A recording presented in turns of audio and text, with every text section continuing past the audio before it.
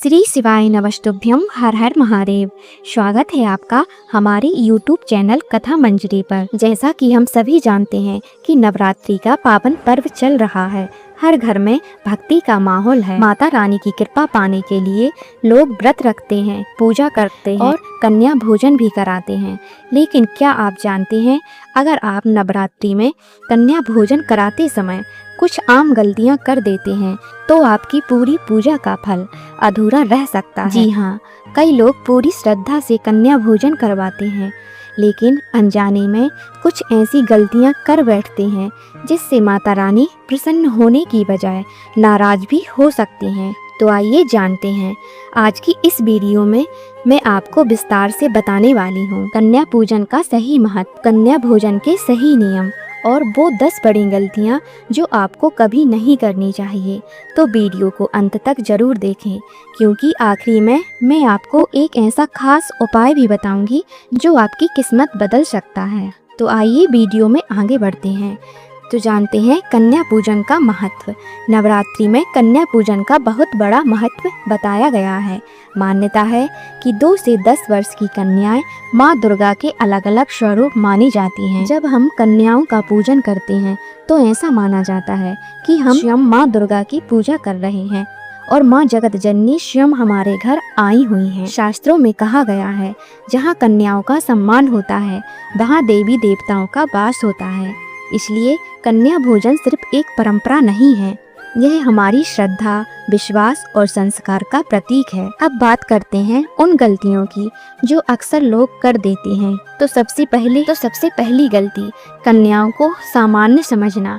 सबसे बड़ी गलती यही होती है, लोग कन्याओं को सिर्फ बच्चे समझ लेते हैं। उन्हें देवी का स्वरूप मानने की बजाय सिर्फ एक औपचारिकता निभाते हैं। आपको क्या करना चाहिए? कन्याओं का स्वागत ऐसे करें जैसे माता स्वयं आपके घर आई हों, कि 9 देवियां आपके स्वयं चलकर आपके घर आई हुई हों। उनके पैर धोएं, तिलक लगाएं और पूरे सम्मान से उन्हें अच्छे से प्यार से बैठाएं। गलती नंबर 2, साफ सफाई का ध्यान न रखना। कई बार लोग जल्दी में खाना बना लेते हैं और साफ सफाई पर ध्यान नहीं देते। पर याद रखें, भोजन पूरी तरह शुद्ध और साफ होना चाहिए। जहाँ कन्याएं बैठती हैं वह स्थान भी स्वच्छ होना चाहिए, साफ होना चाहिए और शुद्ध होना चाहिए। गलती नंबर 3, गलत भोजन बनाना।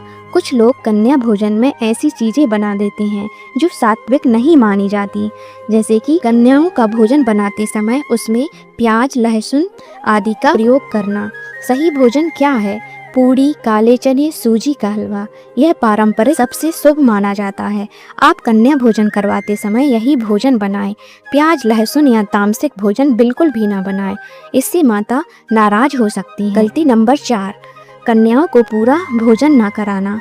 जल्दी के कारण कई लोग कन्याओं को पूरा भोजन नहीं करने देते। ध्यान रखें, जब तक कन्याएं खुद संतुष्ट ना हो, खुद अपने मन से उठे ना, तब तक उन्हें उठने के लिए मजबूर ना करें। उन्हें अच्छे से प्यार से खाना खिलाएं। गलती नंबर 5, दक्षिणा ना देना। कई लोग सिर्फ खाना खिलाकर ही कन्या पूजन पूरा मान लेते हैं, लेकिन शास्त्रों के अनुसार दक्षिणा देना बहुत जरूरी होता है। आप कन्याओं को पैसे, फल, कपड़े या छोटी गिफ्ट दे सकते हैं। यह बहुत ही शुभ माना जाता है। गलती नंबर 6, गुस्सा या चिड़चिड़ापन दिखाना। अगर कोई बच्ची शरारत कर दे या कुछ मना कर दे तो कई लोग उसे बहुत गुस्सा दिखाते हैं, पर याद रखें, यह माता का रूप है। इनके साथ हमेशा प्यार और धैर्य से पेश आएं। गुस्सा या गलत व्यवहार बिल्कुल भी ना दिखाएं। गलती नंबर 7, मन से पूजा ना करना। कई लोग सिर्फ दिखावे के लिए कन्या पूजन करते हैं, लेकिन याद रखें, अगर आपका मन साफ नहीं है तो पूजा का फल नहीं मिलेगा। इसलिए आप कन्या भोजन शुद्ध और साफ मन से ही करवाएं। गलती नंबर 8, संख्या पूरी ना करना।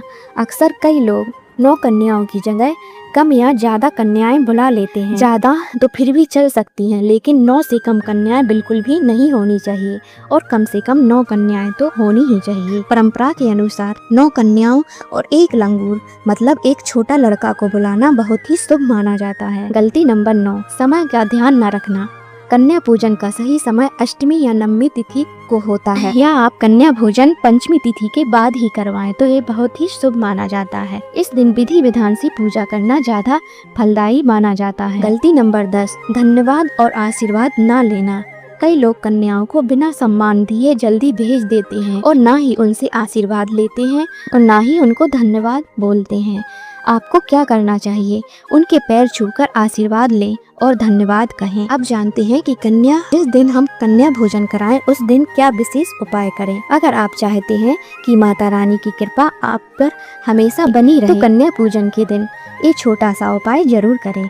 कन्याओं को भोजन कराने के बाद उन्हें एक लाल चुनरी, नारियल और कुछ मीठा जरूर दें। साथ ही माता रानी से सच्चे मन से प्रार्थना करें, हे माँ, मेरे घर में सुख, शांति और समृद्धि बनाए रखना। दोस्तों, कन्या पूजन और कन्या भोजन सिर्फ एक परंपरा नहीं, यह हमारी श्रद्धा और भक्ति की परीक्षा है। अगर आप सच्चे मन से बिना किसी दिखावे के यह पूजा करेंगे और इस नवरात्रि में कन्या भोजन कराएंगे तो माता रानी की कृपा आपके जीवन में जरूर बरसेगी। जय माता दी। अगर आपको यह जानकारी अच्छी लगी हो तो वीडियो को लाइक करें, शेयर करें और चैनल को सब्सक्राइब अवश्य करें ताकि आपको ऐसे ही धार्मिक और उपयोगी वीडियो मिलते रहें। अब मिलते हैं अगले नेक्स्ट वीडियो में, तब तक के लिए धन्यवाद।